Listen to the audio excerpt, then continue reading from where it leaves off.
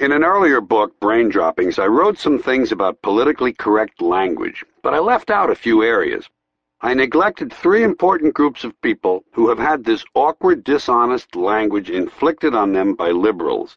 I omitted those who are crippled, ugly, or stupid.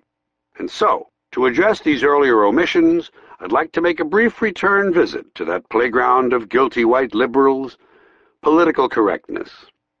Political correctness is America's newest form of intolerance, and it's especially pernicious because it comes disguised as tolerance.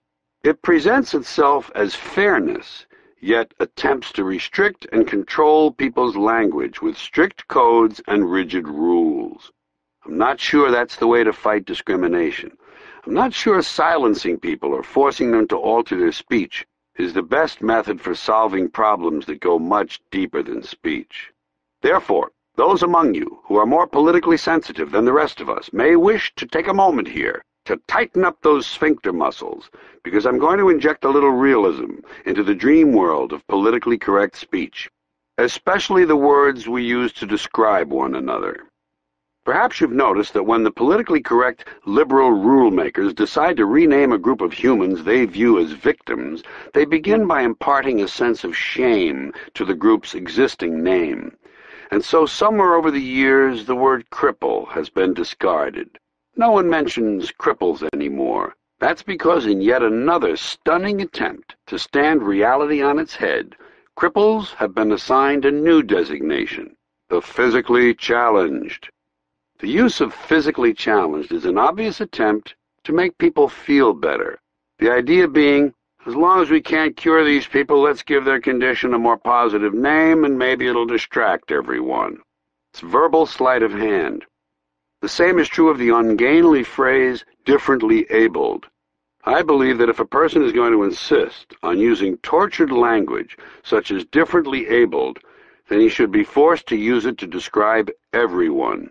We're all differently abled. You can do things I can't do. I can do things you can't do. Barry Bonds can't play the cello. Yo-Yo Ma can't hit the curveball. They're differently abled. It should be explained to liberals, patiently, that crippled people don't require some heroic designation. It's a perfectly honorable condition. It appears in the Bible. Jesus healed the cripples. He didn't engage in rehabilitative strategies to improve the conditions of the physically disadvantaged. Can't these liberals hear how unattractive this language is, how poorly it sits on the ear? Personally, I prefer plain, descriptive language. For instance, and this is a suggestion that will bother some people, but I'm serious about it. Why don't we just call handicapped people defective? You know? We don't mind talking about birth defects. We don't flinch from that. We say Gunther has a birth defect. Isn't that a concession to the fact that people can be defective? Then what would be wrong with calling those people the physically defective?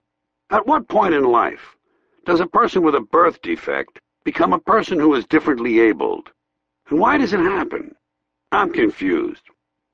Then there are those who don't quite measure up to society's accepted standards of physical attractiveness. The worst of that group are called ugly, or at least they used to be. The PC lingo cops have been working on this, too. And to demonstrate how far all this politically correct, evasive language has gone, some psychologists are actually now referring to ugly people as those with severe appearance deficits. Okay? Severe appearance deficits. So tell me, psychologist, how well does that sort of language qualify for being in denial? These allegedly well-intentioned people have strayed so far from reality that it will not be a surprise for me to someday hear a rape victim referred to as an unwilling sperm recipient. Back to ugly. Regarding people's appearance, the political language police already have in place one comically distorted term, lookism.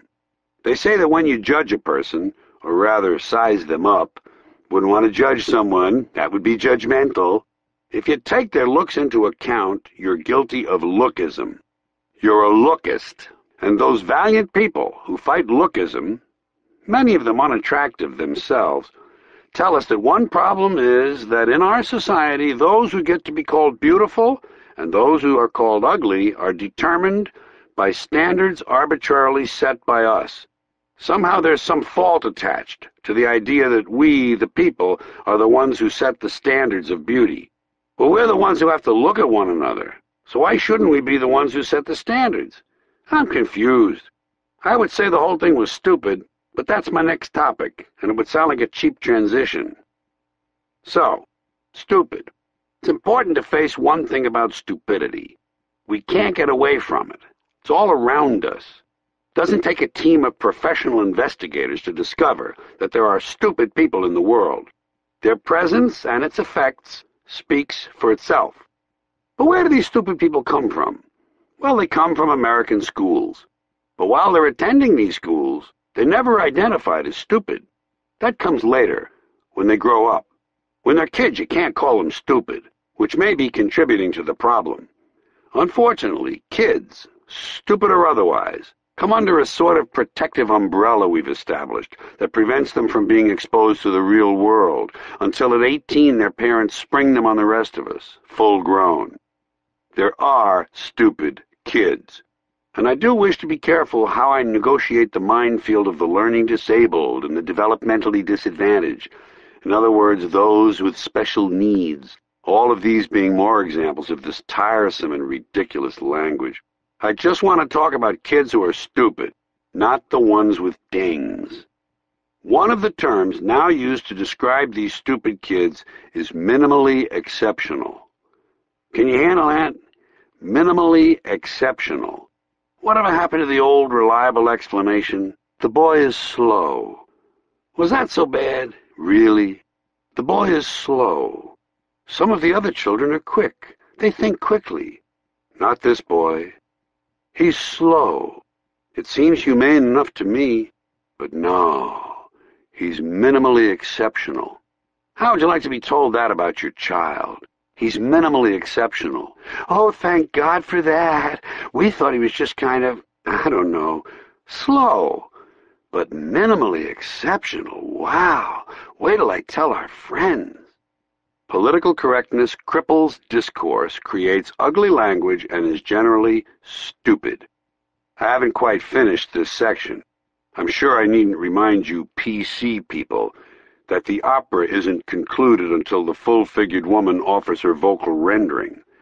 I know, I really had to strain to get that in. I'm thoroughly ashamed.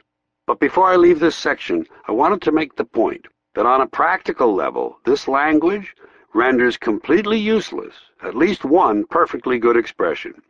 In the kingdom of the blind, the one-eyed man is king becomes, in the kingdom of the visually impaired, the partially sighted person is fully empowered. Sad, isn't it?